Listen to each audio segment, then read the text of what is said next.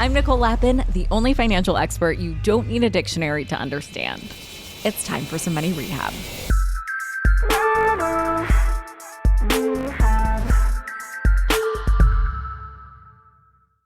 Last week, we talked about the Fed's decision to hike rates and what it means for your wallet. I told you that I would be digging deeper into what a rate cut would mean for potential home buyers, and ta-da, here we are. This one's for you, money rehabbers, who are dreaming of buying a home and not at insane rates. As I mentioned last week, mortgage rates have a bit of a complicated relationship with the Fed, but today we're going to untangle that. The Federal Reserve sort of acts like a bank for banks. Your bank holds an account with the Fed. It can lend out some of that money to other banks overnight. When the Fed sets these interest rates, it specifically applies to those short-term loans between banks, and that is it. So if you were hoping that the APR on your credit card would drop, that's not happening. This rate doesn't directly impact what you're personally paying for anything. Think of it this way. The rates the Fed sets mainly affect how banks interact, not your everyday finances. So basically, the Fed lowered the rate that your bank pays to borrow money from other banks. This change makes it easier for banks to access funds when they need them, which in theory and often in practice enables them to lend more money more readily to consumers and businesses, which is great. That should ultimately lead to lower borrowing costs for you, right? In a way, yes, it does, but eventually. It is important to understand that the adjustment won't magically make homes more affordable today. The housing market is tough out there right now. I know. Say less, Lepin. But let's break this down. We're facing a real shortage of starter homes right now. Housing prices have been climbing. And remember how mortgage rates were super low back in 2020? Well, on average, home values also skyrocketed about 50% over the last 5 years. And that's true for all types of houses. So if you own a home that's appreciated by 50%, that might sound amazing. But here's the problem. If you're thinking of selling to upgrade, guess what? Those bigger, better houses are also 50% more expensive right now. When we talk about the real affordability of a home, price isn't the only factor to consider. Interest rates, of course, play a big role here. If you secured a mortgage in 2021 or earlier, chances are you locked in a great rate or had the chance to refinance at an even better one. In fact, nearly 60% of homeowners enjoy rates below 4% right now. And I'm jelly. So what is the impact of this? Many homeowners are now facing a big dilemma. They have these incredibly low mortgage rates, but they're eyeing homes that are often double what they thought they would spend. This understandably makes them hesitant to move, which means fewer homes are hitting the market. As a result, prices continue to climb. So between the fact that prices are climbing and rates are even higher than that tempting 4%, potential sellers are in a bit of a tough spot. But something that would tempt homeowners to put their houses on the market would be competitive interest rates. So will a Fed rate cut help bring mortgages down? Well, it already has. This gets at how the Fed rate cut affects mortgage rates, which actually starts even before the actual rate cut happens. When the Fed started hinting at a rate cut, banks responded by lowering rates a bit. The Fed knows that financial markets prefer predictability and dislike sudden change. So to keep things smooth, they often signal their plans ahead of time. So when J-Pow started dropping hints, it resulted in a pretty steady decline in mortgage rates over the past 4 months. They could drop even more, but that's still up in the air. Keep in mind, though, it works like a seesaw. As interest rates go down, home prices start climbing up again because more buyers could feel encouraged to dive into the mortgage market at these rates. But forget about home prices for a second.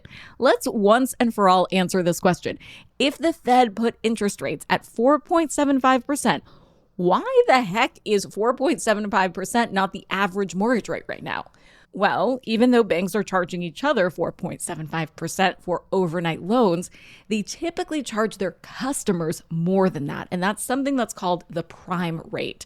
This rate is usually about 300 basis points or 3% higher than the Fed funds rate, though it can vary. Banks basically start with the Fed funds rate and then factor in broader market conditions to set their prime rate. Right now, the prime rate is hovering around 8%. If you have or have been thinking about an adjustable rate mortgage, this prime number is a really important number for you. Changes in the prime rate will influence your mortgage rate, though not often by the same number of basis points. So if the prime rate moves up or down, expect your adjustable rate mortgage to follow suit, directionally speaking. If you don't have an adjustable rate mortgage, think of the prime rate as the second step in the journey that begins with the Fed funds rate and eventually leads to your personal mortgage rate, which is admittedly many steps down the road. Banks consider the prime rate along with the housing market and the economy when determining mortgage rates, kind of like an overall vibe check. A key part of this vibe check is looking at the 10-year Treasury bond market. Why that specific bond? Well, investors who are interested in making a nice, safe, long-term commitment are happy to settle down with either a nice 10-year federal bond or to settle down with a nice long-term property-backed loan. So as interest rates on bonds go up, the interest rate on mortgage climbs as well to attract the same kinds of investors. The rates are not the same because that would be too easy. Mortgage rates are usually 2 to 3 percentage points higher, but they have moved up and down together for more than 50 years. So there's a few different numbers that go into solving the average mortgage rate, but we still haven't landed on your personal mortgage rate yet. The rate that you get at signing might not reflect the national average. It could be higher depending on your credit score, how much of a down payment you can make, and the length of your loan. There's definitely a magic formula to snagging the best rate. It's not necessarily simple, but it is out there.